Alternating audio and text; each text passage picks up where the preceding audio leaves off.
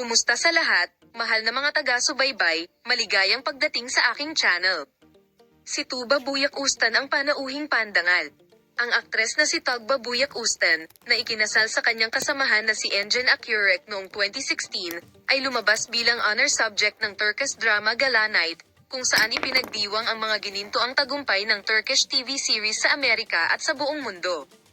Si Tugba Buyak-Ustan ay inanyayahan sa entablado bilang Turkish drama queen sa seremonya na ginanap sa Temple House sa Miami Beach noong Enero taong 2022, bilang parangal sa 10 taon ng pagbebenta ng Turkish TV series sa Amerika. Salamat sa Diyos.